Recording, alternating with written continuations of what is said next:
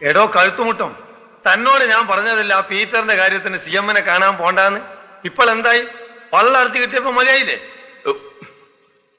Peter party പ്രവർത്തകനാ, അസോസിയേഷന്റെ secretary. അയാൾ വന്ന് കരഞ്ഞു പറഞ്ഞാൽ എനിക്ക് പറയാതിരിക്കാൻ പറ്റുമോ? ഇപ്പൊ മനസ്സിലായില്ലേ?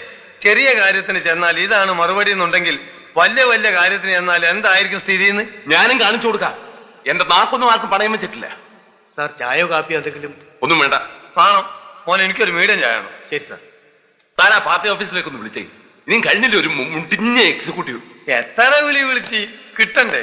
എപ്പോ നോക്കിയാലും എൻഗേജ് ഒടുക്കത്തെ എൻഗേജ്. അത് ഇതാ ഇപ്പോഴും എൻഗേജ്. ഡിസ്കണക്ട് ചെയ്തിട്ടുണ്ടാവും, ആരും ശല്യപ്പെടുത്താതിരിക്കാൻ. പടച്ച തമ്പുരാനെ, വെള്ളം കൂടി മാണ്ടേ? ഇക്കണക്കിന് വേഗം പോയി കിട്ടും. KGRന്റെ കൂടെ എത്ര എംഎൽഎമാരുണ്ട്?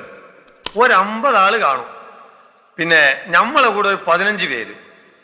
പിന്നെ ഒന്നിലും പെടാത്തൊരു 10-15 പേര് അവിടെ ആയിട്ട് കാണും. റാസ്കൽസ്.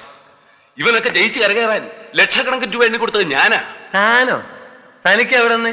തന്റെ തറവാട്ട് സ്വത്തോ അതോ അമ്മായി അപ്പന്റെ സ്ത്രീധനോ? ഇതാ ഇവരൊക്കെ തന്നെ താൻ വീതിച്ചു കൊടുത്തു. അതിന് നല്ലൊരു പറ്റി താൻ പറ്റിയില്ലേ? എരിഞ്ഞോളി, തോന്നിവാസം പറഞ്ഞാലുണ്ടല്ലോ. എന്താ പറഞ്ഞത് ശരിയല്ലേ? ചിക്കമംഗളൂർ മൈസൂരൊക്കെ പിന്നെ എസ്റ്റേറ്റ് എടുക്കാൻ എവിടുത്തെ പൈസറ്റ്? ഇതൊന്നും ആർക്കും അറിയില്ലെന്നാ വിചാരം. ഓ, ഇപ്പൊ തനിക്കും അങ്ങ് സൂചിച്ചു KGRനെ അല്ലേ?